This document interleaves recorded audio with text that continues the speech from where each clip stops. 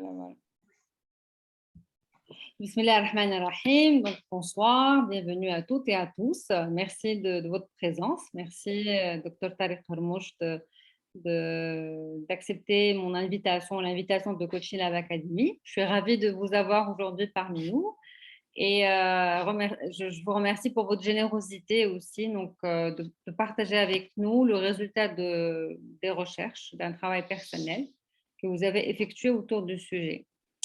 Alors, Tariq Harmouch, donc bientôt 49 ans, marié, 2 enfants. Donc, il est docteur en lettres option études islamiques et enjeux des sociétés contemporaines de l'Université de Mohamed VI de Rabat. Il est également ingénieur d'État en télécommunications de l'INPT 95 à Rabat. Plus de 27 ans d'expérience chez un opérateur de télécommunications dans les domaines du marketing, vente, grand compte et support. Il est également coach professionnel de Coaching Lab Academy, donc coach ICF, dans LCP. Alors aujourd'hui, nous avons choisi la thématique des objectifs. Donc, comme je l'ai dit, Dr Tarek peut intervenir sur énormément de sujets. Alors, pourquoi les objectifs? Alors, personnellement, je connais Tarek depuis très longtemps. Et ce que je sais de lui, je connais de lui que, machallah, donc voilà comment on le voit. Donc, c'est une personne qui réalise, donc achieve beaucoup de belles choses, étape par étape. Et du coup, je me suis dit, tiens, ça va être très inspirant pour les personnes qui nous suivent de voir voilà, le secret de partager, surtout qu'on se veut. Donc, c'est un café ou un thé coaching, donc vraiment talk, dardasha, donc échange casual entre nous et de nous faire bénéficier aussi de ces best practices, de ce qui a marché pour lui, ce qui a moins marché et comment on pourrait en bénéficier pour les projets de 2022 et de ce qui va suivre. Ça, c'est ce qui m'avait vraiment interpellée par rapport à la thématique. Et de mon côté, moi, quand j'ai noté l'objectif, ce que j'ai envie de partager avec vous en tant que coach de dirigeant, comment et sur quoi on peut coacher des dirigeants ou des personnes aussi dans d'autres domaines sur des objectifs et comment les accompagner pour réussir les objectifs. Et aussi dans le coaching, on parle beaucoup d'objectifs de séance, objectifs de mission. C'est quelque chose aussi sur laquelle nous pouvons échanger. Donc, pour commencer, peut-être Tarek, quel est l'objectif sur lequel peut-être aujourd'hui tu as un petit peu de challenge et voilà. Bismillah ar-Rahman ar-Rahim. Je te remercie, Jihan, pour cette présentation et bien sûr pour cette opportunité de, de pouvoir faire cet échange. Déjà, pour commencer, tu as parlé d'objectifs. Moi, personnellement, les objectifs, c'est vraiment professionnel. Hein. Je comprends un petit peu la question de Naïma tout à l'heure, de dire je gère bien le professionnel, mais le personnel. Mais moi, c'est exactement la même problématique. On avait des objectifs dans le travail, mais malheureusement, ce n'est pas nos objectifs. Hein. C'est des objectifs qui nous sont donnés par notre organisation, par nos chefs. Oui, on y participe, mais ce n'est pas vraiment nos objectifs. Ils deviennent nos objectifs par Tsebenni en quelque sorte. Mais sur la partie personnelle, moi aussi, je ne faisais pas vraiment les objectifs personnels de vie et tout. D'ailleurs, je t'en ai parlé tout à l'heure, moi j'ai retrouvé la première fois où j'ai écrit des objectifs, c'était en 2006, donc ça fait 16 ans, et j'ai toujours le cahier sur lequel j'ai écrit ça, et ça permet vraiment, après 16 ans, de revoir ces objectifs, de voir un petit peu ce qui a marché, ce qui n'a pas marché, les choses qui ont été réalisées. Par la suite, moi, comme tout le monde, à chaque fin d'année ou bien une période de l'année, on essaie de se faire des objectifs, des challenges et tout par rapport aux choses qu'on fait. Mais une autre chose qui me réussit, que je fais bientôt, je crois, 10 ans, un peu plus, c'est les objectifs de Ramadan. Donc, chaque début de Ramadan, je me fixe des objectifs écrits. Et c'est excellent parce que, ça, je peux en témoigner, ça permet vraiment de voir à la fin du Ramadan, parce que ça dure un mois, et de dire, voilà, ça a été réussi, ça a été moins, avec des réalisations. Et ça permet vraiment d'avancer et d'améliorer. Et d'année en année, on essaie un petit peu d'améliorer les objectifs du Ramadan de l'année dernière. Mais c'est vraiment avoir des objectifs, on va voir les écrire, essayer de les suivre, c'est vraiment très important. Et c'est, avec l'expérience, ça marche, ça marche, ça marche très bien. Donc forcément, c'est des choses sur lesquelles on veut discuter, partager ce soir. Et je vais essayer vraiment de donner des best practices, des choses qui ont marché pour moi, des choses qui ont moins marché. Et vraiment, dans cet échange, on pourra donner un petit peu des pistes d'amélioration que j'espère vont pouvoir aider. Pour toi, Tara, quel est le point de départ? Le point de départ, déjà, c'est de dire je dois avoir des objectifs. Donc, c'est vraiment ça le point de départ. Donc, d'avoir des idées, donc d'avoir pas mal de choses et d'essayer de dire aujourd'hui, je dois me fixer des objectifs. On va voir un petit peu les types et tout, mais déjà, le point de départ, c'est vraiment de comprendre qu'on ne peut pas voilà, vivre comme ça sans avoir d'objectifs et de dire, voilà, je vais réussir par la suite. Je vais partager avec toi quelque chose que j'ai vécu il y a, je pense, 15 jours. Alors, ICF Maroc, nous avons invité un grand ami à moi qui était le fondateur d'ICF Saudi Arabia. Il est intervenu d'ailleurs en arabe. C'était le premier webinaire que ICF Maroc anime en arabe. Et il nous a posé une question. Voilà. Quelle est la prochaine étape dans votre projet professionnel? Professionnel. Lui, il a insisté. Je me suis rendu compte que je suis arrivée, en tous les cas personnellement, à un stade où j'ai, like achievement, alhamdoulilah, j'ai tout réalisé de mes objectifs professionnels, je les ai réalisés. Et du coup, j'étais comme ça, les yeux écartés. Je me dis, j'ai plus d'objectifs professionnels. Et il m'a dit, juste creuse un petit peu. Peut-être, oui, bon, un livre, quelque chose comme ça. Et du coup, c'est vraiment intéressant. Moi, je suis dans la démarche inverse parce que je suis arrivée à un stade où je me dis, j'enlève le je dois, je me dis qu'est-ce que je veux vraiment faire. Je me suis connectée au vouloir et au plaisir, mais au fond, je me suis retrouvée à dire effectivement, donc après ouais, 6, 9 mois, n'ayant plus la rigueur que j'avais auparavant, c'est-à-dire des deadlines surtout. Moi, je prédis des deadlines parce que je fonctionnais comme une roadmap. La mesure, c'est La clair. mesure, voilà la mesure, il faut dire le smart, donc la roadmap, je me dis, ah mais après, une fois que j'ai enlevé le deadline, l'objectif, bah, je ne l'ai pas réalisé en 2021, c'est pas grave, je le fais glisser en 2022. Voilà, Après, voilà, je me dis, voilà. c'est pas efficient en fait. C'est pas efficient. Voilà. C'est l'importance de l'objectif, hein, sincèrement. C'est vraiment de donner une direction. Donc, on a une direction. Donc, quand on se réveille le matin, quand on y pense le week-end, je sais pas, on fait notre jogging, quand on fait n'importe quoi, on a quelque chose sur laquelle on se concentre et on a cette direction-là. C'est important de prendre l'objectif comme une direction. C'est pas vraiment quelque chose qu'on écrit et voilà pour se faire plaisir. Moi, je lis toujours. Il y a pas mal de gens qui font les fameuses résolutions de fin d'année. Donc, je vais faire cette année, je vais faire. Mais il faut vraiment les concrétiser en objectifs. Voilà, on parle de SMART, on parle de modèles d'objectifs, mais c'est important de traduire tout ça sur des choses qui permettent de prendre une direction et de passer à l'action. C'est très important de faire le chemin. Donc, des idées, des choses qu'on veut faire, ça donne une direction. Bien sûr, quand on écrit, qu'on les concrétise en tant qu'objectif opérationnel qui donne de l'action et on commence à réaliser. Bien sûr, tu as parlé de mesures, c'est important aussi de mesurer, de savoir et d'avoir des deadlines, et de voir ce qu'on a fait, ce qu'on a moins fait pour essayer d'avancer. Parfois, on ne réussit pas cet objectif, on ne réussit pas ce qu'on doit faire, on peut peut-être le passer à l'année d'après ou là, le mois d'après ou là. Mais c'est important déjà de faire le check point, de dire ça j'ai réussi, ça j'ai pas réussi. Et voilà, dire pourquoi j'ai pas réussi.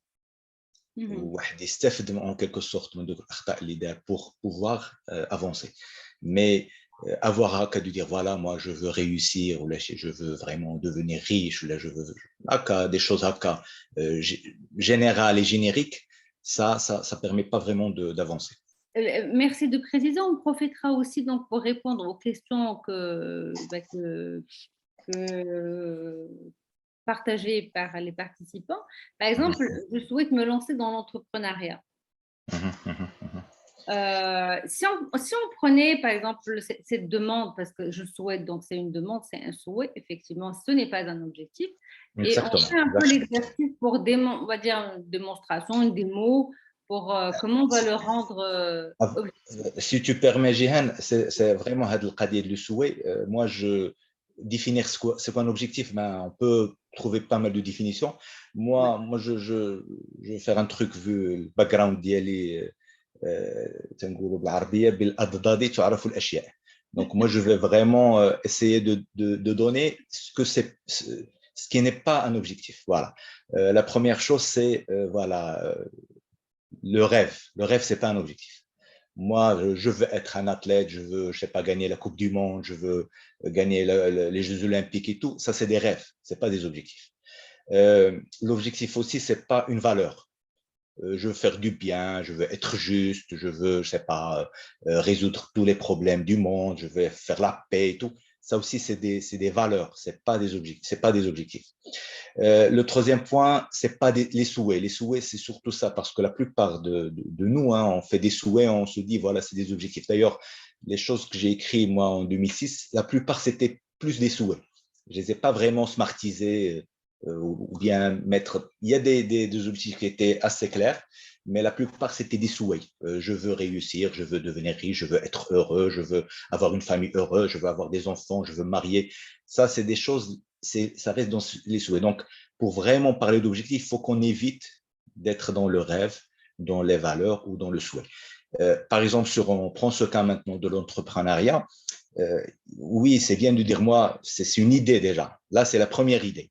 Il faut maintenant la creuser. Moi, je veux faire l'entrepreneuriat, il faut voir le domaine.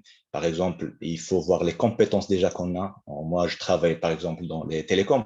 L'idée, c'est de vraiment de faire de l'entrepreneuriat dans les télécoms ou bien dans un domaine que je gère, j'ai d'expérience et tout. Deuxième chose, il faut avoir un petit peu vraiment concrétiser cette idée en rajoutant d'autres attributs. Voilà, moi, par exemple, je suis salarié, je veux lancer mon entreprise dans 3 ans, là dans 4 ans, là dans 5 ans, là dans un an. Donc déjà pour avoir cette idée du temps. Donc le domaine, le temps. Là, on est vraiment en train de parcourir le SMART, hein, vraiment. C'est d'avoir des choses très spécifiques, d'avoir de la mesure, d'avoir du temps. Exactement. Et je pense que ce qui est difficile dans le SMART, c'est la partie spécifique. Exactement, exactement. C'est-à-dire, plus on va spécifier, plus on se rapproche de l'objectif. Et plus vaste c'est un souhait, c'est un rêve. Sincèrement, l'objectif est spécifique, plus on est susceptible d'engager notre concentration, c'est-à-dire on se concentre sur quelque chose de précis. Moi, je veux entreprendre, par exemple, sur les technologies du web, ou bien je veux entreprendre, je sais pas, dans voilà, les monnaies électroniques, ou bien je veux entreprendre vraiment, je concentre mon énergie. Dire je veux entreprendre, alors il y a des milliers de domaines sur lesquels il faut entreprendre, on ne va pas vraiment avoir cette concentration. Bien sûr, qui dit concentration, plus créativité, plus persévérance sur un domaine dont on est expérimenté, on en a vraiment de l'expérience, ça permet vraiment d'aller de l'avant. Voilà. Et également, donc on va revenir le SMART, donc spécifique, mesurable, atteignable, réaliste dans le temps et écologique. Moi, j'insiste beaucoup sur Exactement, l'écologie. c'est le E. Exactement. Plus je vais spécifier et je vais me connecter aux moyens, donc à l'atteignabilité de mon objectif. C'est-à-dire que plus mon objectif est spécifique, ok, comme vous l'avez dit, donc l'entrepreneuriat, quel secteur, quelle activité, et du coup par la suite c'est pour quel client et ensuite donc quels sont les moyens que je Les mets. moyens dont je dispose pour lancer ça, c'est clair, c'est clair. Si je spécifie davantage le sujet, l'objet, le secteur, l'activité, le produit, la cible, la proposition de valeur et tout le reste, du coup, je mettrai en œuvre en petite étape, en petite touche, les moyens pour les réaliser. Parce que sinon, si c'est plus large, ça veut dire quoi? Ça veut dire que sur quoi je vais me former, quel est le langage, quels sont les moyens financiers et humains et logistiques et techniques, etc., que je devrais mettre en place pour me lancer. Alors, si ça reste vague, c'est juste pour expliquer. Dans le SMART, il y a le S et le A qui sont intimement liés. Exactement, exactement, Vraiment exactement, liés. exactement. C'est très important de vraiment les connecter et de faire vraiment une petite touche, une petite goutte, c'est goutte par goutte. Parce que Mhm, oui, l'entrepreneuriat, c'est aussi, donc entrepreneur, c'est l'individu. mhm, C'est one man show, one woman show, et après, ou whatever, ou start-up, et tout cela, il faudrait vraiment y penser, creuser et l'associer aux moyens. Et qui dit moyen dit aussi le temps. mhm, Le mhm. temps, c'est aussi de l'argent, des ressources, etc. On parle un petit peu du smart, ça permet un petit peu déjà, quand j'ai parcouru un petit peu la littérature sur le smart, j'ai trouvé beaucoup de différences, hein. Par exemple, il y a que le S, on dit spécifique, on dit simple. Sur le A, atteignable, ambitieux, réaliste, réalisable, réalistique, relevant. Mais moi, je voudrais vraiment, on en a parlé il y a quelques jours, c'est de montrer d'autres. Il y a déjà un smart qui est un petit peu amélioré. Moi, j'ai préparé quelques petits slides, si tu permets que je les passe. Et puis, il y Vas-y, a d'autres, tu as la main. voilà, il y a d'autres modèles que je voudrais vraiment, c'est vraiment très rapide, hein, ces 3 slides. Merci. Je vais le faire tout de suite. Alors, écran partagé. Alors, pour les personnes qui veulent recevoir les slides, elles peuvent nous le dire Il n'y a pas de dans le problème, il n'y a chat pas de box. souci, il n'y a aucun problème. On va leur envoyer ça. Merci. Alors, c'est bon, Jean, ça Yes, passe. on a. Voilà. Ouais. Donc, il y a le premier modèle, c'est le Smarter. Donc, c'est Smart un petit peu amélioré, d'accord? Alors le S, c'est le spécifique, hein, c'est exactement la même chose. Il y a vraiment des choses qui se recollent, mais il est un peu plus complet. Je vais montrer comment. La même chose pour le M, c'est le fameux mesurable. C'est très important qu'on puisse mesurer nos objectifs, hein. Pour moi, c'est le critère d'avoir des critères de mesure pour dire est-ce que je suis dans le bon, voilà, sur la bonne direction, est-ce que je dévie, et ainsi de suite. Alors, le A ici, c'est actionable, donc c'est pas atteignable. Donc, il faut vraiment que ça concerne ce qu'on va faire. Donc, c'est vraiment la façon opérationnelle de l'objectif. Il faut avoir des objectifs opérationnels, c'est-à-dire qui incitent à l'action et ce qu'on va vraiment faire. D'accord? Le R, c'est risky au lieu de réalisable. Donc, c'est-à-dire qu'on doit prendre des risques sur ce modèle. Il faut avoir là, c'est un petit peu pour contrer un petit peu l'atteignable. Oui, il doit être atteignable, mais il faut quand même qu'on prenne des risques. Si on a des objectifs très simples, très banals, qu'on peut réaliser facilement, on ne va pas avoir cette motivation pour les réaliser. La motivation dans la réalisation des objectifs, c'est vraiment important. Alors, temps, c'est le time key temporel, donc il faut avoir des délais précis, des deadlines. On va faire ça à telle date, on va faire ça à telle date et tout. Alors, on ajoute le E, c'est exciting, donc la passion. La passion, c'est très important qu'on puisse avoir des objectifs qui nous passionnent. Sur la partie personnelle, c'est-à-dire dans notre vie personnelle, avoir des choses qui nous passionnent, ça permet de les réaliser. Si on a des objectifs qui ne nous passionnent pas, peut-être dans le travail, on fait des, on peut vraiment marchander, de dire voilà, parce que je travaille, parce que je peux accepter des objectifs qui ne vont pas être très passionnants, mais dans notre vie personnelle, il faut avoir des objectifs passionnants, qui nous passionnent. Alors, le R, c'est pour relevant, donc il faut que nos objectifs correspondent à nos exigences et à nos besoins. Donc, il ne faut pas avoir des objectifs, il faut surtout éviter d'avoir des objectifs d'autrui. Moi, j'ai lu quelque part que si on n'a pas nos objectifs, on est dans l'objectif de quelqu'un d'autre. Donc, soit de notre famille, soit de notre conjoint, soit de notre boss, soit de notre frère, soit de notre père. Donc, le fait d'avoir des objectifs personnels et qui relèvent de notre responsabilité, c'est très important parce que sinon, on va s'inscrire dans l'objectif d'autres personnes. Ça, c'est le premier modèle. Donc, vraiment, quand on veut designer ou bien travailler sur nos objectifs, on peut utiliser ces modèles-là pour essayer un petit peu de voir si notre modèle il colle sur ces différents points. C'est important parce que ça permet un petit peu d'avoir un objectif qui est. Le deuxième modèle, qui est le modèle Power, donc comme force. Alors, c'est le P, c'est Positive Thinking. Donc, Pour rappel, le Smarter, c'est dans le livre Your Best Year Ever de Michael Hyatt, qui est un très bon livre. Donc, je verrai par la suite sur la documentation, qui est un livre assez récent de 2018 et qui vraiment donne une vraie méthodologie pour un petit peu mettre ses objectifs. Alors, Power pour Positive Thinking, donc une forme positive dans la formulation de l'objectif. Il faut éviter les non, ne pas. Donc, par exemple, je ne veux pas, je ne veux pas faire ça. Il faut dire je veux faire le contraire. Donc, en quelque sorte, il faut essayer d'avoir toujours un langage positif dans l'écriture de notre objectif. Alors, le O, c'est Own Your Goal. C'est exactement la même chose que le Relevant. Donc, il doit être spécifique et précis et qui nous appartient. Donc, c'est très important d'avoir, qu'on se l'approprie cet objectif. Alors, le W, c'est Specify When and When. Donc, ça, c'est vraiment le fameux spécifique. Donc, le S du SMART. Le E, c'est Consider All the Effects. Donc, c'est le E de Jihan, le E de écologique. Donc, il faut qu'on puisse avoir c'est quoi les conséquences de cet objectif sur notre vie. Si on a un objectif qui va avoir des conséquences négatives sur nous ou bien sur notre entourage, sur notre famille ou bien sur autre chose, il faut vraiment se poser la question de la légitimité de cet objectif. Et le R, c'est Ensure the route is known and feasible. Donc, c'est vraiment cette étude de faisabilité, de moyens dont on dispose et qui permet aussi d'avoir des objectifs qui sont alignés avec nos moyens, avec notre expérience. Le troisième et le dernier, c'est le hard. Alors là, c'est un livre de Mark Murphy, Hard Goals. Donc ça, lui, il dit que c'est des objectifs pour les gens qui veulent vraiment faire de la grande performance, vraiment pour les grands performeurs.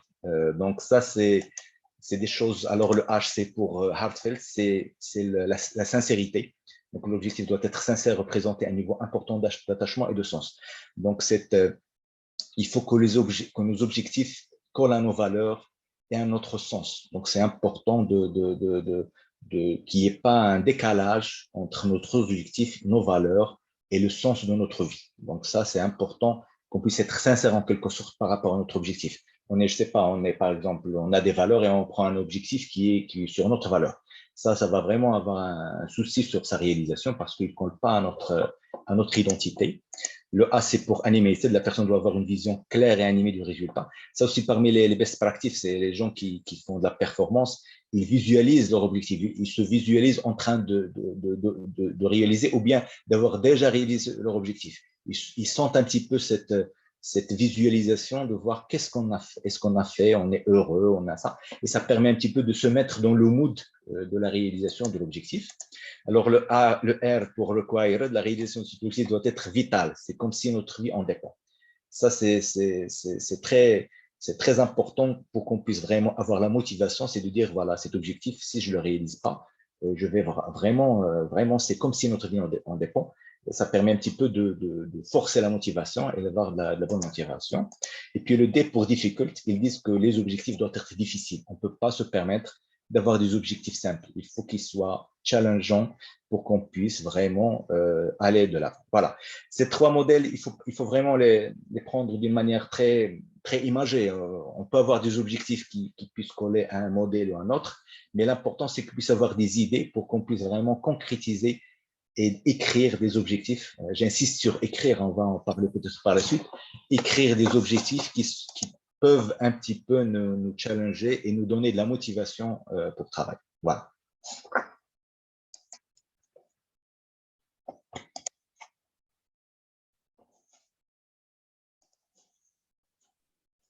Merci beaucoup. Tu m'as promis les livres aussi, les Les livres, lectures. je les mettrai à la fin. Tu veux que je les mette tout de suite? Non, ça va, c'est bon. Je Ouais, les à la fin, je les présente un petit peu. Il y a, je crois, 7 ou 8 livres qui sont assez intéressants sur le domaine de la fixation des objectifs. Voilà. très, très bien. Merci beaucoup, Tarek. Merci beaucoup. Alors, je pense que Mustafa vient de nous rejoindre. Marhaba bik. Si vous pouvez partager avec nous, voilà, si vous avez une question ou un objectif sur lequel vous souhaitez travailler ou peaufiner et de quelle ville vous vous connectez. Donc, déjà, Tarek, il a partagé avec nous nos trois modèles. En fait, ce qui m'a un point qui m'interpelle, c'est par rapport donc à dire de visualiser la visualisation aussi. Le lien avec, et ça, c'est la PNL donc, qui est très forte aussi là-dessus. Alors, parmi dans le processus de la PNL, c'est de, alors on ne va pas dire j'essaie, on ne va pas dire je vais, mais je suis.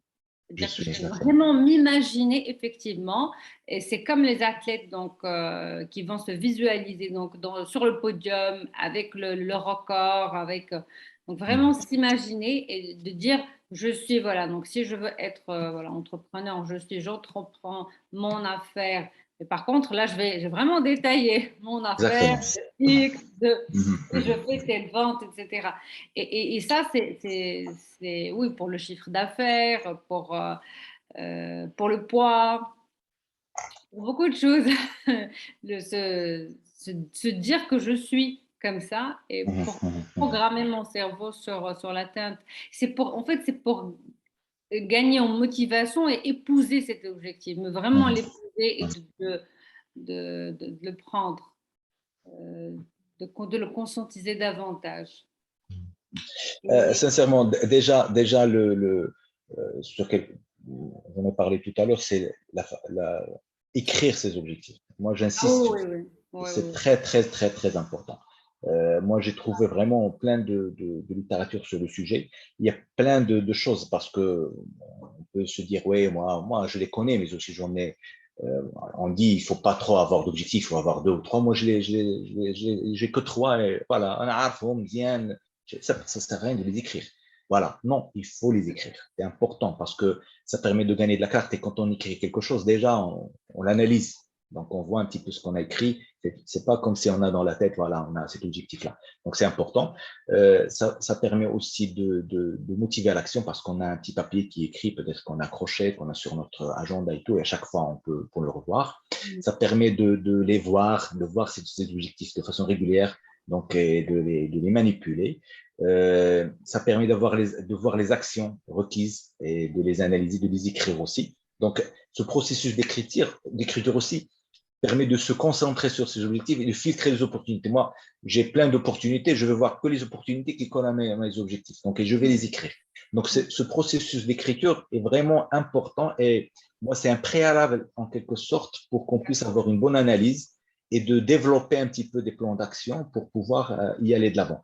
Donc, identifier les ressources, comprendre les obstacles, on ne peut pas les faire vraiment d'une façon mentale. Il faut vraiment qu'on ait vraiment le mental très, très développé et qui permet un petit peu d'avoir peut-être la gestion très poussée. Mais le fait d'écrire permet vraiment d'avoir le processus. Et moi, vraiment, c'est si j'ai un conseil à donner ce soir, c'est de dire il faut les écrire. Il faut vraiment prendre le temps de les écrire, de les écrire bien et de les développer par écrit et de revenir à chaque fois pour y rajouter des choses, retrancher des choses et voilà, les faire évoluer. Voilà. Merci beaucoup, Tarek. Alors, je vais peut-être terminer sur peut-être le volet suivant. Comme ça, on ouvre le débat aux Mhm, mhm, participants. mhm, Pour les managers et en entreprise, parce que souvent, les objectifs sont sur des fichiers Excel et mhm, peut-être engager ou échanger avec le collaborateur ou avec le manager lors de la mhm, mhm, séance de l'évaluation ou mhm, des mhm, comptes des entreprises et des démarches. Alors, ce mhm, que je recommande vivement, c'est que les managers vraiment faites-le comme un exercice mhm, convivial, mhm, échangez, discutez, donnez-vous le temps avec les collaborateurs, brainstormez, écrivez tous ensemble les objectifs, les déclinez vraiment en smarter, en power, en hard. Faites-le le plus simple pour vous, le plus sympa pour vous, mais c'est important que tout le monde écrive, surtout si c'est une équipe et vous cherchez à les atteindre ensemble, à surtout les rendre plus, parce que souvent, il y a une compréhension, une interprétation d'un objectif, surtout professionnel, d'une certaine manière. Ensuite, mhm, mhm, est-ce que le collaborateur a compris ou n'a pas compris? Est-ce qu'il a les moyens de le réaliser ou pas? Est-ce qu'il mhm, sait?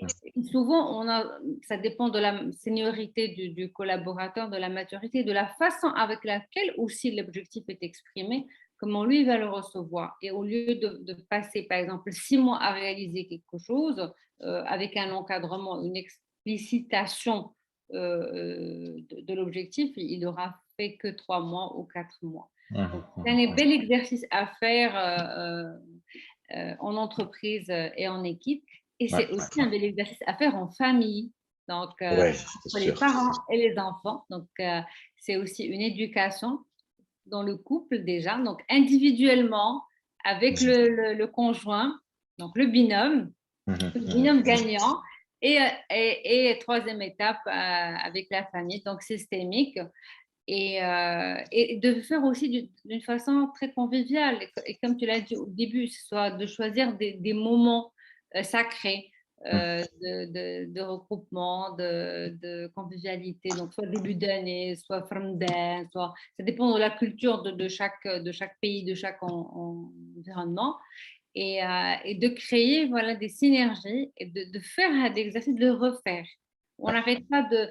Et vous allez voir, plus vous allez gagner en maturité et vous allez le faire différemment et aller plus en profondeur. Ouais, Voilà ce que c'est je sûr. voulais rajouter. Donc, voilà de mon côté. Voilà. Tarek, Ben, toi. je voudrais vraiment, avant de présenter un petit peu les références, aussi d'insister sur le fait qu'il faut vraiment, quand on a un objectif, surtout sur l'année, il faut le mettre, il faut le subdiviser voilà, disons, un objectif intermédiaire sur 3 mois ou sur un mois et tout, pour qu'on puisse vraiment se concentrer des petites étapes, des pas de bébé ou des petites étapes et tout, pour vraiment le plus petit, on parle du plus petit pas qui va nous permettre de démarrer. On dit que le chemin de 1000 km démarre pas un pas, et ainsi de suite. Donc, il faut vraiment avoir cette idée de le mettre sur plusieurs étapes et voilà, de mesurer étape par étape ce qu'on a fait, ce qu'on a mal fait, peut-être revoir ce qu'on doit faire et tout. Donc, c'est important aussi de ne pas rester sur un objectif maintenant sur l'année et de dire, voilà, moi, je veux faire ça d'ici décembre. Et puis, voilà, d'ici décembre, on va voir ce qu'on a fait. Non, il faut peut-être dire, voilà, sur cet objectif, une partie sur le premier trimestre, une partie sur le deuxième trimestre, ou bien mensuel. L'idéal, c'est avoir vraiment peut-être un truc journalier. Peut-être c'est difficile parce qu'on ne peut pas peut-être le diviser, mais bon, au moins par mois. Comme ça, on a vraiment l'important dans ça, c'est de dire on peut se corriger si on est sur une mauvaise pente ou bien sur un mauvais chemin. D'accord? Ça, c'est important aussi. Pour la doc, je partage rapidement ça, de toute façon, les, les slides, je vais le donner à Jihan et peut-être partager, il n'y a aucun problème. Alors, donc, il y a le livre Hard Goals, c'est là on présente un petit peu le modèle Hard. Alors, Indefinite Achieve Your Goals, c'est là on présente le modèle Power. Alors, Brian Tracy, Just Shut Up and Do It, c'était 7 Steps to Conquer Your Goals. Alors, Michael Hyatt, Your Best Year Ever, c'est un très bon livre. Moi, 5 Step Plan for Achieving your Important Goals. Ça, c'est lui qui présente un petit peu le Smarter. Ça, c'est un très, très bon livre. Moi, vraiment, je vous conseille à lire. Il y a aussi Unlock You de Andy Becker et Beth Wood. Il y a Seven Checklists Item for Success. Ça, c'est vraiment un livre très, très pratique. On a vraiment une checklist de 7 points sur lesquels il donne vraiment que des exercices, comment sur chaque point essayer un petit peu d'avancer. Best Self, Bio Only Better de Mike Bayer et Martin Meadows, Ultimate Focus Strategy. Ça, c'est vraiment une stratégie pour se concentrer. Ça, c'est de la doc qui est importante. Moi, je vous conseille un petit peu. Il y a plein surtout en anglais. Moi, je n'ai pas trouvé beaucoup de documents en français sur le sujet, mais en anglais, il y a pas mal de documentation sur le sujet. Vraiment, je vous conseille de la parcourir et voilà. Merci beaucoup, Tarek. Donc, sur ce, je pense que nous terminons notre partage et on ouvre le débat à nos chers invités. Donc, je vais arrêter le recording.